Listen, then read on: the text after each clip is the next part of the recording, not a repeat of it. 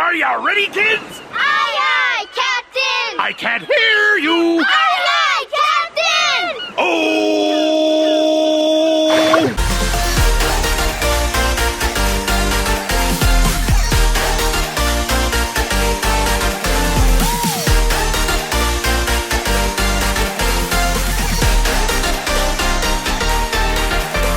Welcome back to episode 72 of the Locker Room Podcast. I'm Colin Yavinsky. Today we got Patrick Heffright with us. He's back. Look at that. We got another really good episode today, so let's just jump right into it and introduce our guest. He's a GP and GWU grad, and he's a professional baseball player for the Peoria Cheifs in the St. Louis Cardinals organization. Please welcome Chandler Redmond. Hey guys, good to be here. Well, as you heard, my name is Patrick. It is very great to have you on today. It is an awesome chance to get to talk to you about baseball and that whole experience. So, let me kick this off really quickly. What first got you into baseball? That's everyone's kind of like, what's your motive? What got you into it?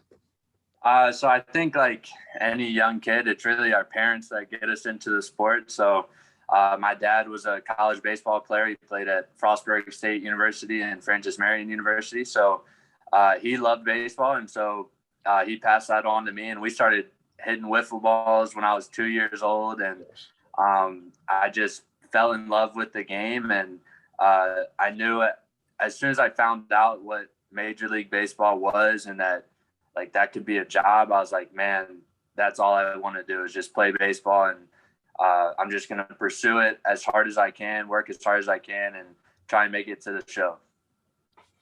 Love that answer. So, what was high school baseball like at Prep when you played, and how was your experience with it? High school baseball was a little bit of a shock. You're starting to play against guys that are committed to, these top D1 schools. So you're really getting exposed to some really good players. It was also one of the first times that I had to compete for a spot. And so it kind of started, my whole work ethic with everything. And being so far away from home, like Prep was an hour and 15 away from my house. Yeah. So I had to be really good at time management. And if I was going to work hard and get a lift in and get my swings in for the day, I was going to have to do it right after school. Like no socializing or none of that. Like I had to get in, get out so that I could get on the road to go back to my house so I could do homework. You guys know how hard Prep is. Yeah. And, what is it, 7 classes a day? Like homework stacks up. So high school baseball really showed me, how to work and how to do a lot of time management to make sure that, I'm doing everything that I need to be. And just helped me prioritize everything in my life. Like if going Division I and, trying to make it to the major leagues, like that's really my dream. Like I'm going to learn how to do it now because I gotta weed out all the other stuff that's really not that important. Now, would you say that's one of the most important values that you learned at Prep on or off the field? Yes, definitely. Time management was one of the best. And I still wear, a St. Ignatius medallion that Prep gave me. And so another thing that I just loved about Prep was St. Ignatius, how you can find God in everything. Mm-hmm. So, like a stranger's holding a door open for you, like that's God saying, hey, like you might be having a rough day, but look, you don't even have to hold this door open. Like this person's being nice to you. Like that's God saying it's going to be okay. Yeah. Like just trying to find him in everything and do everything for the greater glory of God. I think, those two things are definitely the most important that I learned from Prep. Right. Now a little sidetrack. Sorry, Colin, for this one, but did you have like class-wise a favorite teacher, like a favorite place to go on Prep? We all have those favorite spots. Well, I love the weight rooms, but of course, academic-wise, Miss Gibbons was one of my favorite teachers. Really? She was always so nice to me and would open up to me and tell me stories about past students and everything. And also one of my favorites was Mr. Cubic. I know Latin teachers, but so he would push me to be better. You know, like I would get a certain grade on a paper, and like he knew I probably didn't study too much, but I was good enough at Latin to, you know, get by or whatever. And so he pushed me to like do my best. And, you know, how you do anything is how you do everything. Right. Now, I know how you said you love the weight room. We just redid it this summer. I'll have to attach a video I took when they were putting stuff in after the episode. I'll send it to you. It looks. Yeah, man, I would love that because my family moved down. I'm living in South Carolina now, so I don't get to come back as much as I used to. It looks really good. They brightened it up. They got all new custom racks. So if you remember it from before, it was kind of like normal racks, but you had those like awesome deadlift plates. Right. Now it's like you have the GP racks. I'll send you a video. Yeah, and they're now going down both sides instead of just that one far side as well. Yeah. Yeah. Dang. Yeah. So they wrapped it around. All right. So kind of just a transition off of high school into college. What was the transition like to college ball coming out of prep?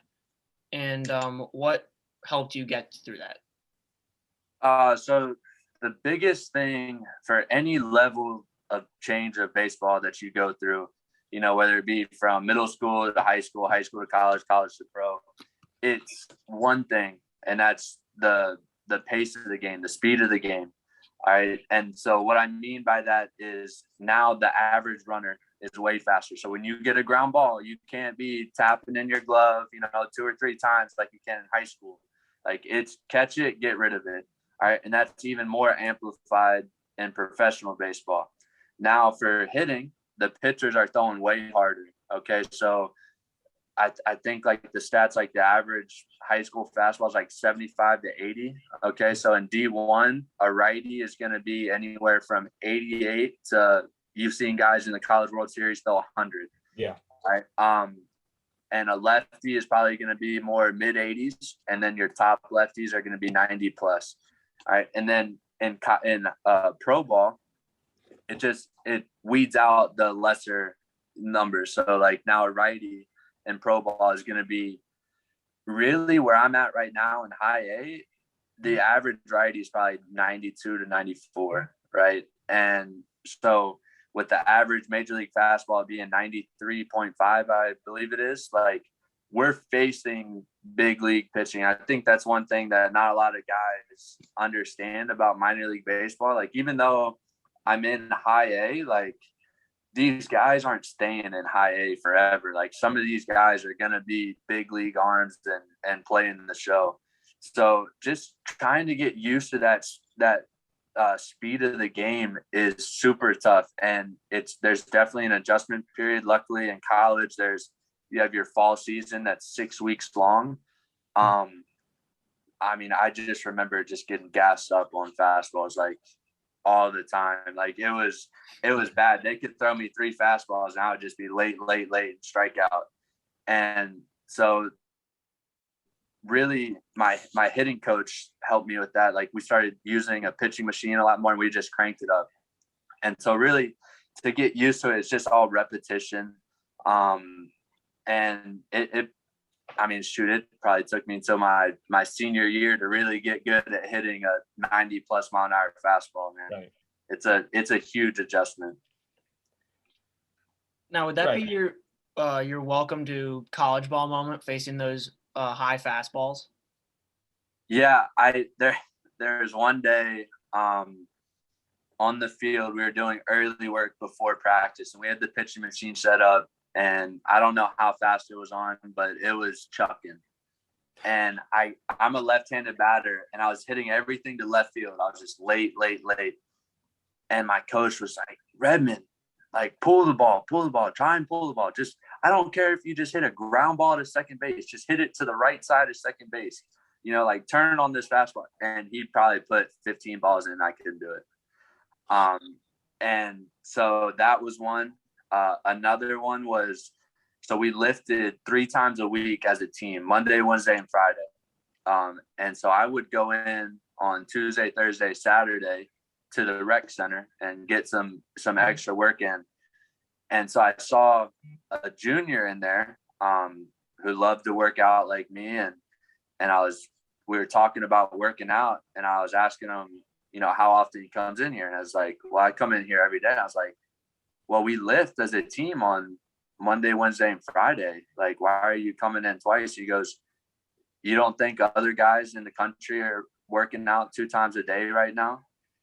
And so that kind of opened my eyes and kind of reiterated what my dad had always told me. And that's just, there's always somebody out there outworking you.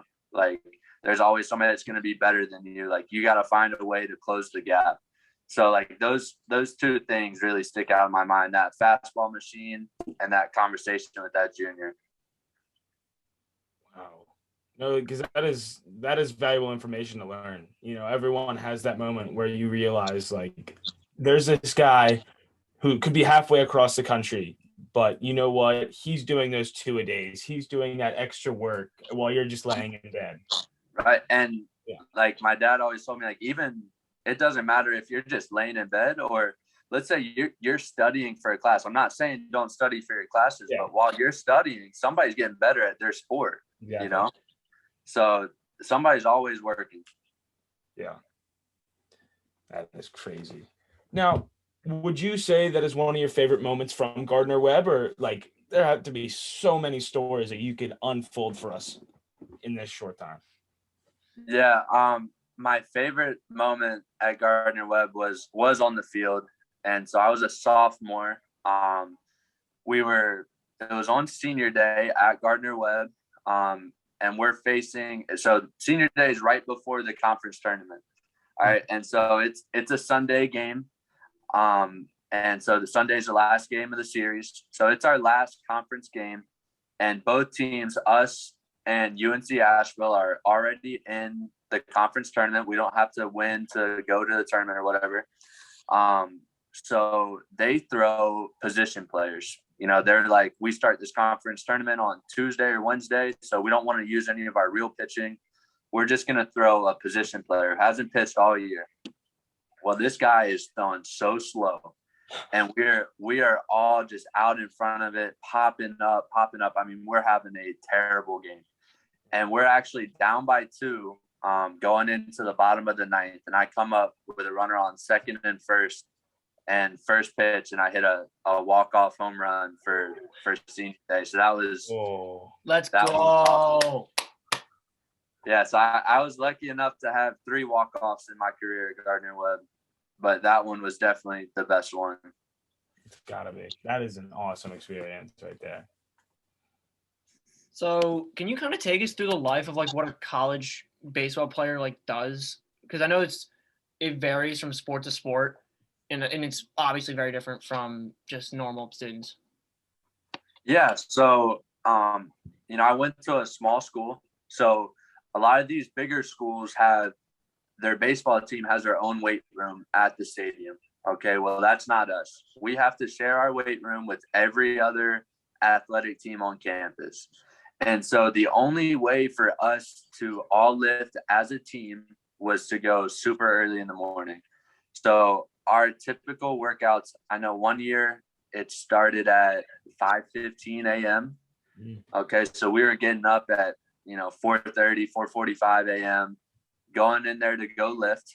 And so for me, I would go lift from about, it was like 5:15 to about 6:30, 6:45-ish. And then I would shower. I would go get breakfast from the cafeteria. I would get it in a to-go box, and I would go to the field because I would set up my classes to where they were kind of like mid-morning to like super early in the afternoon so I could get to practice. Right. So I had, from like 8 or 9 o'clock, I could go do extra work with my hitting coach. So I would go over to the baseball office, eat my food real quick, hop in the cage with him. And we would do one-on-one stuff for about an hour to an hour and a half. Then you go to your classes. You typically have probably about 3 hours of classes a day, which is super easy. Like it's nothing tough. Like prepares you so well that I thought my college was a piece of cake compared to prep. Like, there's just, God, prep was one of the hardest schools ever. And so after that, we would start practice around 2 or 3 every day. So before the practice, we would have an hour of early work. So anybody that was out of class that wanted to come get extra swings or field some extra ground balls or fly balls or whatever, they could come for that hour. And then we would typically practice for 3 to 4 hours a day. It would be 3 hours a day for lifting days, because you can only have mandatory stuff for 4 hours a day. So you'd have an hour for weights and then 3 hours for practice. Or if we didn't have weights, we would have a 4-hour practice.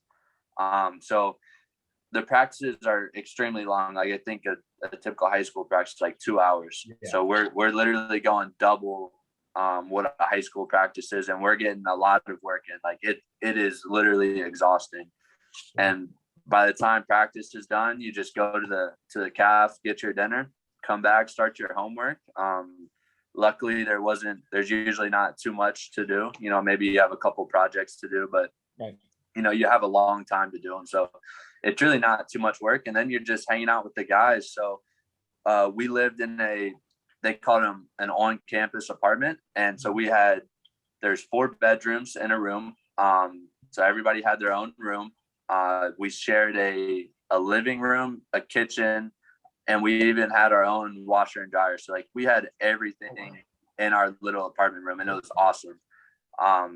And like, so guys would just come over, hang out. We'd play video games, just cut up.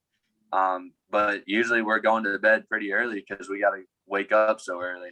Yeah. So it's you got to pick and choose. If you want to be really good at your sport in college, like, you can't socialize. But if you're just there to, you know, be mediocre at your sport, you have all the time in the world to socialize, you know? So I'm just going to transition to pro baseball. So off of that, so I feel like that's a good spot to wrap up college. Same like starter question for high school to college. Is the transition like the similar thing that you were saying, where it's just the pace of the game picking up, or? Yeah, for sure. I mean, we're facing guys that run, you know, in a 60-yard dash. They're running 6'1s to 6'3s. Like, these guys are absolutely flying. But like, they're like, some of those guys, like, we just got done playing Garrett Mitchell from UCLA. Yeah. He was the Brewers' first overall pick. He runs like a 6'1", but he also hit 2 homers against us this week. You know, so like, just the type of athlete that we're playing now is just unbelievable. And yeah, like, just the pace of play is just so fast. My first year in pro ball and rookie ball, like, we faced 4 guys throwing 100 plus. So like, we're facing like the best of the best. And really the step up in pro ball now, because the game can't keep getting that fast. It's kind of done getting fast now, but each step up is just, they're more refined. Okay. So you're not going to get like these misses, you know, this far off the plate anymore. It's going to be this far, and it's going to look like a strike all the way until the last second. So now it's not the pace of play that's speeding up. It's just the misses are not as frequent, and everybody plays more consistent, you know? Yeah.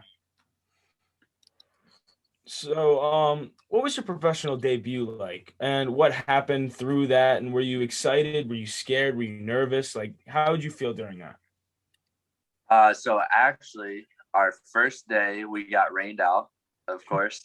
So opening day we get rained out. So we wait until the next day, and we're playing a doubleheader. And so my family was in town, and the first game I didn't play. I was just chilling on the bench. And the second game I was DH, and I was batting 4-hole. I was batting 6-hole, and we're playing the Yankees. Well, this dude on the mound is throwing 94 to 95. Mm-hmm. And in college, like, I probably only saw, I don't even know. I probably saw 95 like 2 or 3 times, like if that in college. And so this guy's just throwing cheese, and there's a runner on second. And I keep fouling off this fastball. Like I'm just a hair late. And finally he threw me a fastball middle in, and I hit a double in my first at bat and got an RBI. And Wow. Great start. Yeah. So when I was handing my stuff off, my batting gloves and my Evo shield off to the first base coach, I was shaking. I had so much adrenaline that I could barely even take off my batting gloves. I was just shaking so bad. Wow. So would you call that one of your like welcome to the pros moments, or like what are other ones that you can tell us? Welcome to the pros was we were facing a starter throwing 98 to 102. Jesus. Oh my God. And so he's this tall, lanky dude from the Bahamas. He's like 6'5". And in the first inning, I come up, and the first pitch, 99, I turned on it and hit one of the farthest balls of my life. Wow. And so like I didn't stop in the box and watch it, but like I hit it and I just kind of walked like 2 or 3 steps, and then I just laid the bat down and started my trot. Mm-hmm. And well, they thought that I had just disgraced his family and everything. So they were yelling at me. And so my next time up, he hit me with 100 right in my ribs, first pitch. Oh. And that was just like, well, welcome to it.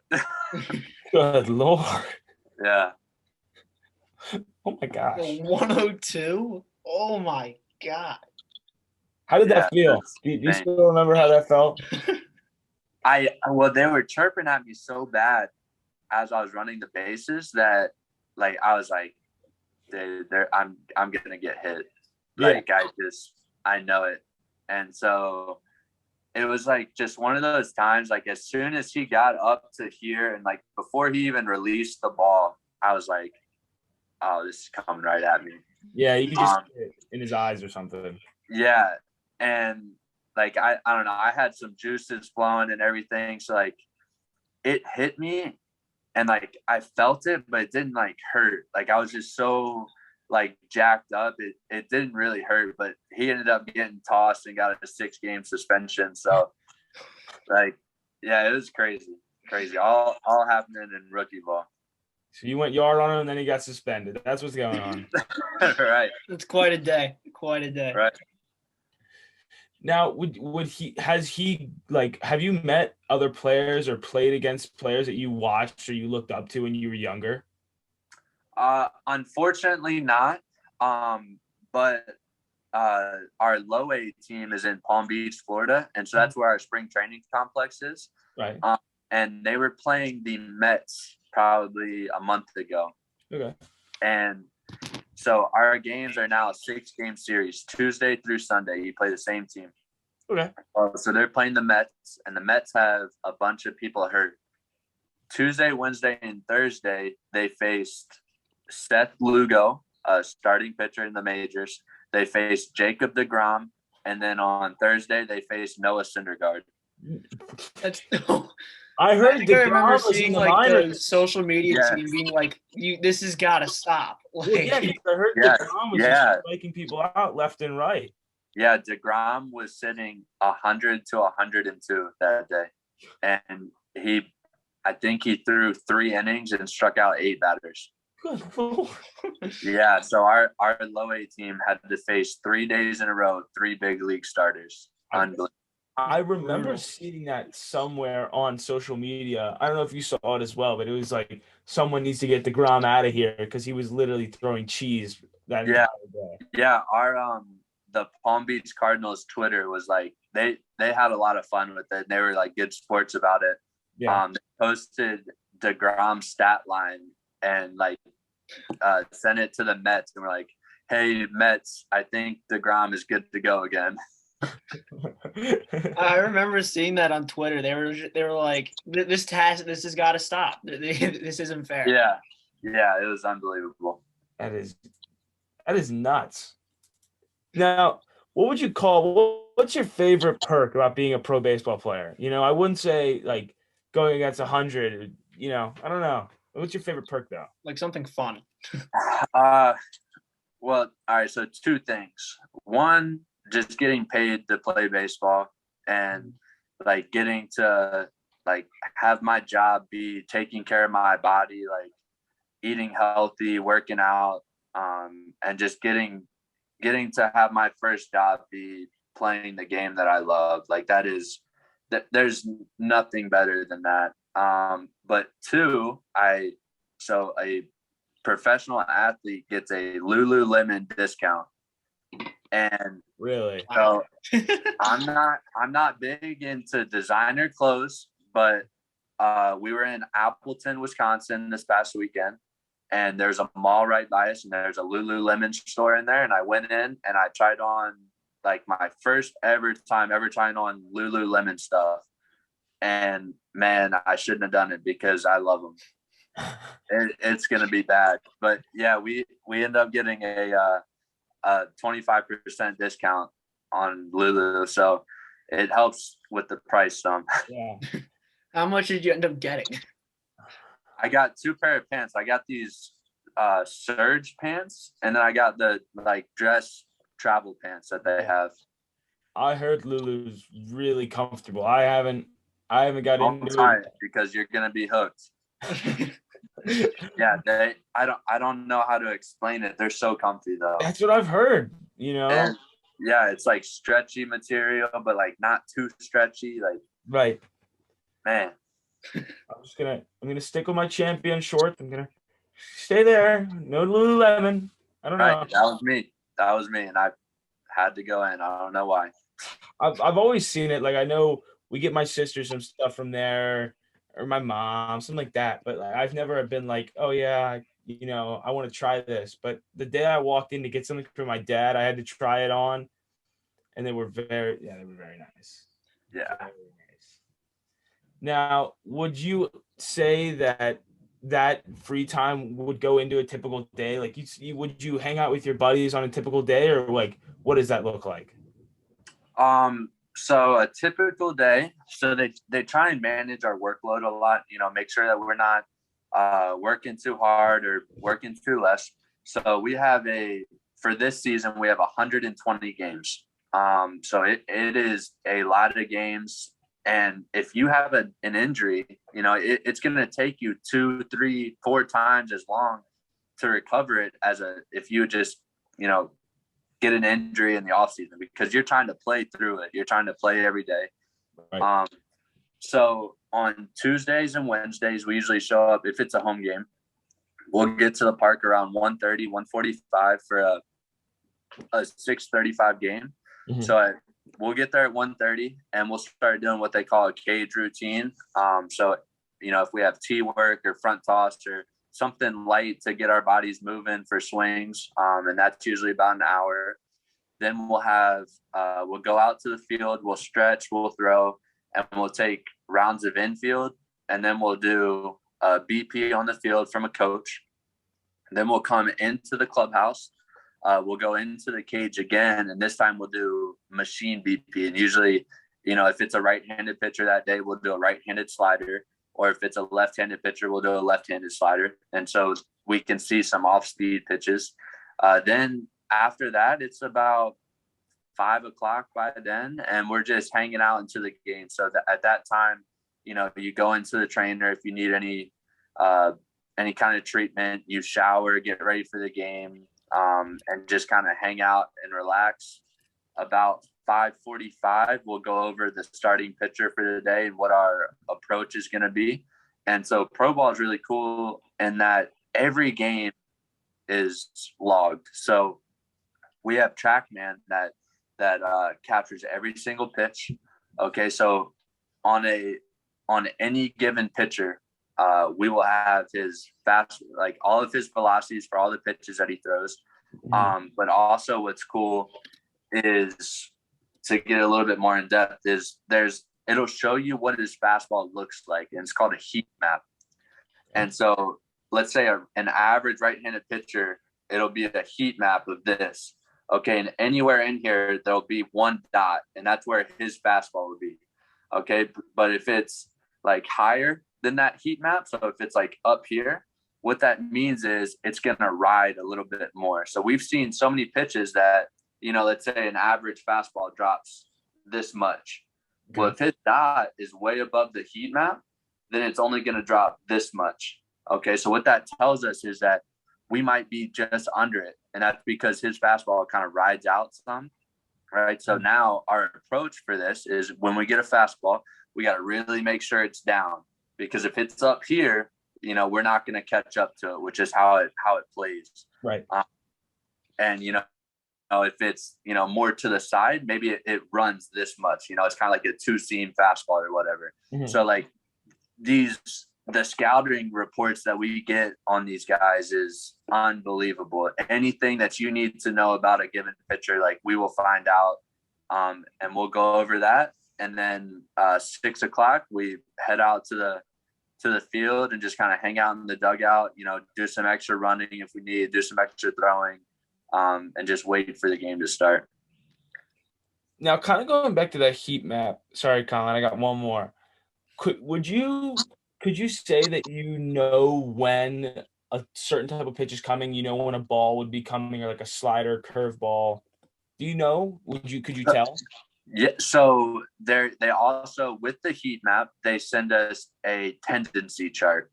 Okay, and that will show his percentage of pitches: 0-0, 0-1, 1-0, 1-1, 2-0, 2-1. It will show us every single count what he throws and how often he throws it. Okay. And so, and even more in depth, they give us one of those for nobody on, and they give us one for runners in scoring position, because usually runners in scoring position, they like to throw the breakers a little bit more. Yep. So we literally, we know everything about the pitcher. Oh, okay. Yeah, that's really interesting. Yeah, it does. Obviously, it's just a tendency. It doesn't always play out like it, but it really gives you a good idea of how you need to attack this guy. Okay. And would you say they're normally correct? Would you say that these heat maps and these tendency charts really help you strive for a better game? Yeah. I like the heat maps because it gives me at least a little bit of an idea of how the pitch is going to look before I get up there. I don't look too much into the tendencies, unless it's like 80% plus. Then I can have a good idea. But if it's, like some of these guys throw like 50% fastballs and then like 25 curveball, 25 changeup. So it's kind of like hit or miss. Yeah. But the heat map is huge.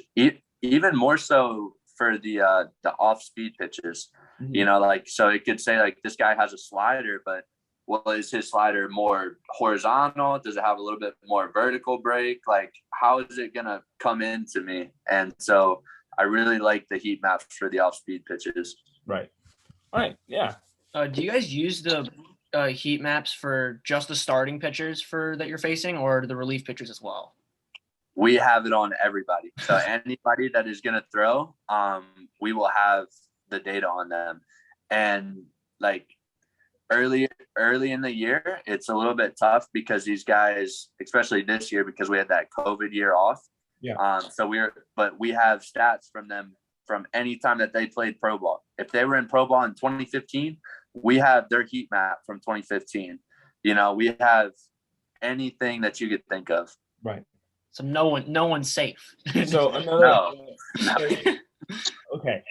Has anyone ever pulled like a quote unquote fastball on you where they'll throw in a pitcher, like a reliever that you didn't expect to see, or do you do all that research before the night?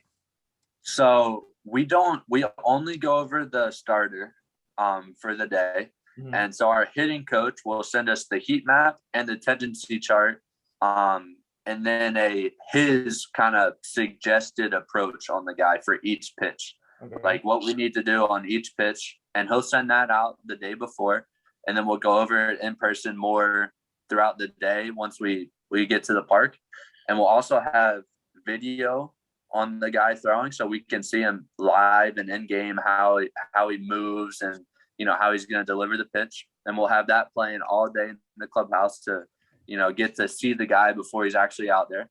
But then for relievers, as soon as they start warming up a guy in the bullpen, we'll look at his number and we'll pull up his heat map and his tendency chart, and we'll start looking at that in the dugout. Okay. Yeah, because that's really interesting. Awesome. Yeah, because, I was thinking about it. If I'm a coach, I'm like, okay, these guys know who I'm going to play. What if I just throw in this random guy? Yeah, no. So if they've thrown an inning, like we have a chart on them. No one's safe. So this is kind of a little bit more off topic from that. What has been your favorite place to play, like ballpark wise, whether it could be pros, college, high school, or really kind of your favorite place? Well, I'll just do both. So for college, University of South Carolina. So even though being from Maryland, like South Carolina was my dream school, and that was where, like, that was my favorite college team, and that's where I really wanted to go.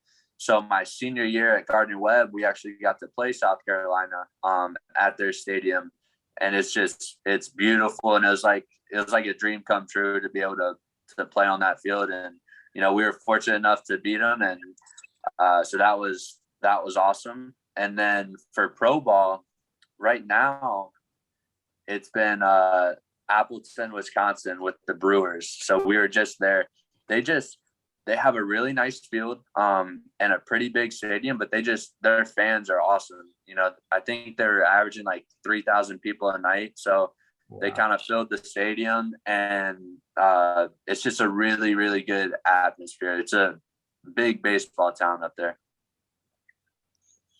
And kind of back on to like the pregame, how you kind of study your opponent. Do you guys have notes on, like, I'm not sure if this is really a thing in baseball. I know it kind of is for other sports, like how the ball is going to bounce on the ground, or like how the field is, if that makes sense.